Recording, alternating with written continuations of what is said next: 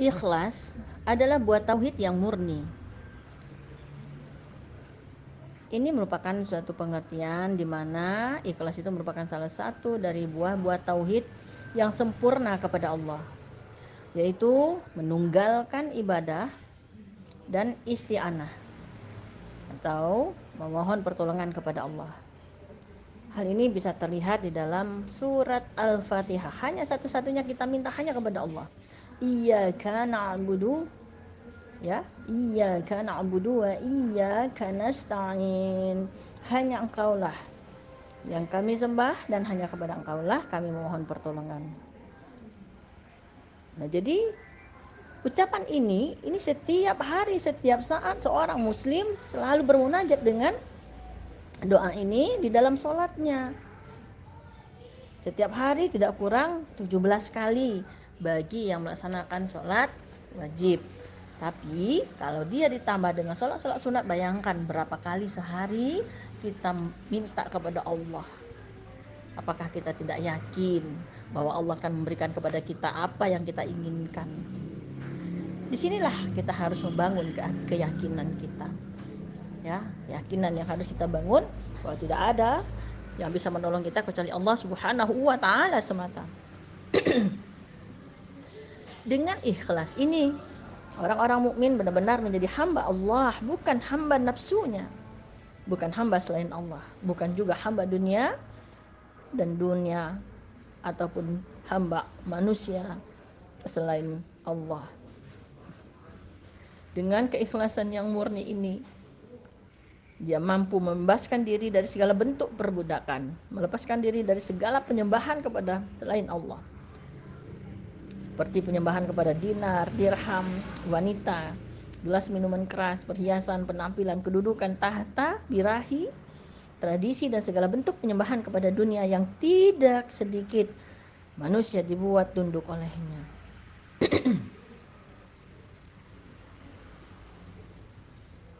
Coba dengarkan apa perintah Allah kepada Rasulnya di dalam sholat kita setiap saat kita baca ini. Setiap kita sholat kita baca ini. Dalam surat Al-An'am 162-163. Qul inna sholati wa nusuki wa mahyaya wa mamati lillahi rabbil alamin la syarika lahu wa bidzalika umirtu wa ana awwalul muslimin. Katakanlah, sesungguhnya sholatku, ibadahku, hidupku, dan matiku hanyalah untuk Allah semata, Rob sekalian alam, tiada sekutu baginya.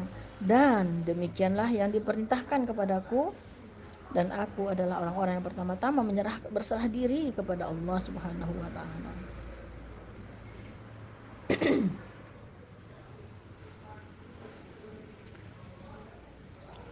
Kalau kita melihat orang-orang yang sangat dekat kepada Allah, orang-orang yang memang hatinya untuk Allah, seperti misalnya Al-Imam Abu Hamid Al-Ghazali berkata di dalam mukadimahnya dalam kitab An-Na'iyah wal Ikhlas Qasiddiq yang memakan seperempat bagian dari buku Al-Ihya, dengan hujah iman yang nyata dan cahaya Al-Quran, orang-orang yang mempunyai hati mengetahui bahwa kebahagiaan tak bakal tercapai kecuali hanya dengan ilmu dan ibadah.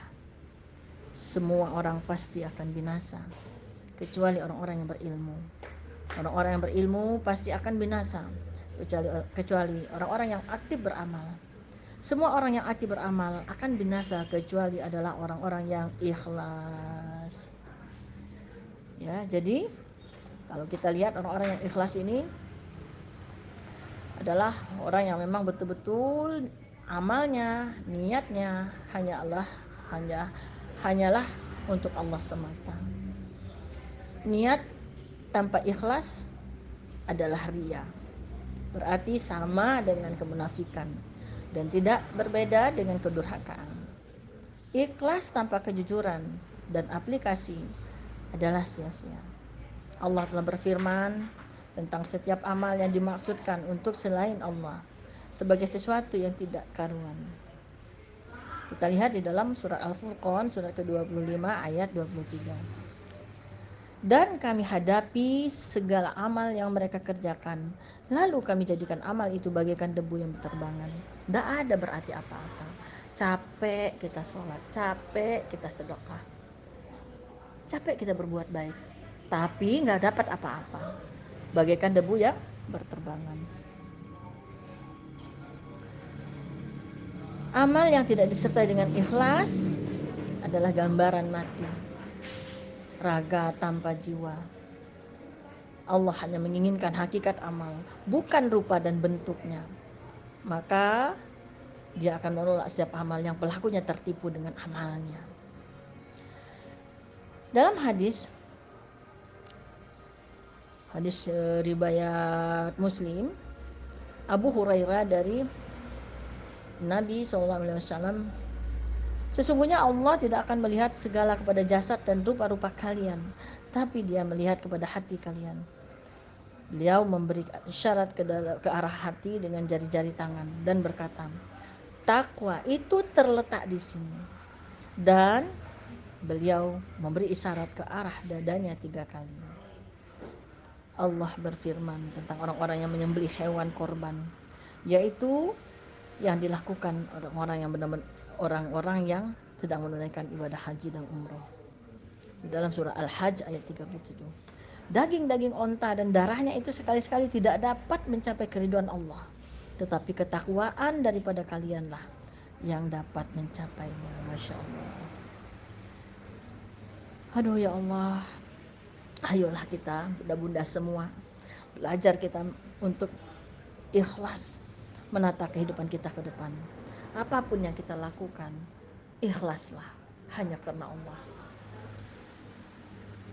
Islam menuntut ikhlas dalam memurnikan niat karena Allah, serta meluruskan tujuan hanya kepada Allah, bukan sekedar omong kosong, bukan sekedar pamer saja. Kenapa? Sebab kehidupan itu sendiri akan berjalan mulus dan lurus tanpa adanya orang-orang yang ikhlas. Tidak akan berjalan mulus tanpa adanya orang-orang yang ikhlas. Sekian banyak bencana dan krisis yang menimpa berbagai umat dan jamaahnya, sebabkan karena seberapa gelintir dari orang itu tidak menginginkan Allah dan hari akhirat. Artinya mereka orang-orang yang menyembah dunia, menikmati harta yang berlimpah, orang-orang yang tidak peduli jika harus merusak dunia dan agama orang lain, karena matanya sudah tertutup oleh dunia dan nafsu. Mereka juga tidak peduli jika harus merobohkan rumah orang lain, menjadikan tempat tinggalnya sebagai kuburan, dan menjadikan kehidupannya sebagai kematian. Kita lihat apa sih peran niat dalam mewujudkan keikhlasan. Seberapa penting niat itu dalam memurnikan bagi Allah keikhlasan kita. Jadi kalau kita melihat ikhlas dalam amal, ini tidak akan terwujud kecuali dilandasi dengan unsur yang tadi dikatakan yang sangat dasar. Yang pertama adalah menghadirkan niat dalam amal itu. Sebab semua amal bergantung kepada niatnya. Nah, barang siapa yang melakukan suatu amal tak ubahnya robot tanpa niat yang baik ataupun maka dia tidak bisa masuk ke dalam kelompok orang-orang yang ikhlas. Yang kedua, melepaskan diri dari noda-noda individual dan duniawi, sehingga amal itu murni hanya karena Allah Subhanahu wa taala. Apa peran niat itu sebenarnya? Kita lihat di dalam Al-Qur'an. Niat yang diisyaratkan dengan beberapa ungkapan yang berbeda-beda. Ada yang menghendaki akhirat, menghendaki wajah Allah, atau mencari keriduannya. Kita lihat pertama adalah di dalam surat Al-Imran ayat 152. Di antara kalian ada orang-orang yang menghendaki dunia, dan di antara kalian ada orang-orang yang menghendaki akhirat. Kemudian di dalam surat Al-Imran 145, dan barang siapa yang menghendaki pahala dunia, niscaya kami berikan kepadanya pahala dunia itu. Dan barang siapa yang menghendaki pahala akhirat, kami berikan juga pahala akhirat itu. Kemudian kita lihat lagi di dalam surat Hud 15-16. Barang siapa yang menghendaki kehidupan dunia dan perhiasannya, niscaya kami berikan kepada mereka balasan pekerjaan mereka di dunia dengan sempurna, dan mereka di dunia itu tidak akan tidak akan dirugikan. Itulah orang-orang yang tidak memperoleh di akhirat kecuali neraka, dan lenyaplah di akhirat itu apa yang telah mereka usahakan di dunia, dan sia-sialah apa yang telah mereka kerjakan. Masya Allah, Rabbana ya Rabbal Alamin. Kalau kita melihat gambaran-gambaran orang-orang yang menyembah kepada dunia itu digambarkan oleh Allah di dalam surat Al-Isra ayat 18-19, yang artinya barang siapa menghendaki kehidupan sekarang atau dunia, maka kami segerakan baginya dunia itu dan apa yang kami kehendaki bagi orang-orang yang kami kehendaki, dan kami tentukan baginya neraka jahanam. Ia akan memasukinya dalam keadaan tercela dan terusir.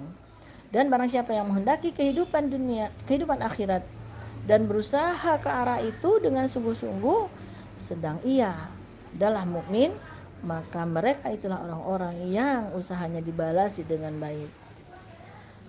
Begitulah gambaran yang Allah ceritakan dalam Al-Quran. Kalau memang kita kepengen dunia, Allah kasih bunda apapun yang kita inginkan, dikasih sama Allah. Coba lihat orang-orang yang tidak seagama dengan kita, mereka mewah-mewah, kaya-kaya, karena di dunia inilah surga mereka. Dikatakan oleh Allah dia tidak akan mendapatkan apa-apa nanti apabila di akhirat. Tapi kalau orang itu berusaha untuk mencapai akhirat dan dia terus belajar untuk meraih akhiratnya, maka Allah akan berikan surga baginya nantinya. Nah, orang-orang itu akan dibalasi usahanya dengan baik oleh Allah sebagaimana di akhir hayat itu. Ini adalah janji Allah, bunda. Jadi jangan kita main-main. Jadi kehidupan ini adalah pilihan. Kita mau dunia, silakan kata Allah, kalau mencari dunia aku kasih. Tapi kalau engkau mau mencari akhirat, dunia pun akan bisa mengikutimu. Inilah bagi kita semua yang memang kita berusaha untuk mencapai akhirat. Orang-orang yang sudah hijrah, melupakan masa lalunya, kembali menuju kepada masa depannya dengan niat yang ikhlas hanya karena Allah, maka Allah akan balasi semuanya itu dengan surganya Allah. Kita lihat bagaimana, apa sih sebenarnya keutamaan daripada niat itu. Kenapa mesti niat ini harus? Allah berfirman di dalam surat Al-Kahfi ayat 28, wasbir nafsaka ma'al ladzina yad'una rabbahum bil ghadawa wal 'ashyi yuridu nawajhah. Dan bersabarlah engkau Muhammad bersama orang-orang yang menyeru Rabbnya pada pagi dan senja hari dengan mengharap keriduannya. Artinya maksudnya di sini adalah adanya harapan bagi kita, ar-ridho, ya, ar-ridho. Artinya adanya harapan, keinginan di dalam ayat ini karena adanya niat. Nah, di dalam hadis yang diriwayatkan oleh Anas bin Malik, ketika Rasulullah berangkat perang Tabuk, beliau bersabda, sesungguhnya ada orang-orang yang berada di Madinah ini tidak ikut berperang bersama kita. Tidaklah kita mendaki bukit, tidak pula menyusuri lembah, melainkan mereka bersama kita dalam mendapatkan pahala berperang, karena mereka bertahan oleh uzur atau alasan yang benar. Nah, oleh karena itu, bunda-bunda semua, untuk mendapatkan pahala, maka kita harus kita harus dengan niat yang baik. Kalau memang kita sudah berniat untuk melaksanakan sesuatu hanya karena Allah semata, insya Allah Allah akan gantikan keikhlasan kita itu dengan surganya Allah. Masya Allah, luar biasa ya budak. Kalau kita melihat sebagian umat salaf mengatakan, ya, ulama salaf mengatakan betapa banyak amalan yang kecil menjadi besar oleh niat yang benar, dan betapa banyak amalan yang besar menjadi kecil karena niat yang salah. Yahya bin Katsir mengatakan, pelajarilah niat, karena sesungguhnya niat lebih penting daripada amal. Sebagian ulama salaf mengatakan pula, perniagaan niat adalah perniagaan para ulama. Artinya bahwasanya para ulama lah yang mengerti betul bagaimana bermuamalah dengan Allah serta memperoleh keuntungan dari Allah dengan keuntungan yang sangat besar. Satu ketaatan bisa terdapat di dalam beberapa niat.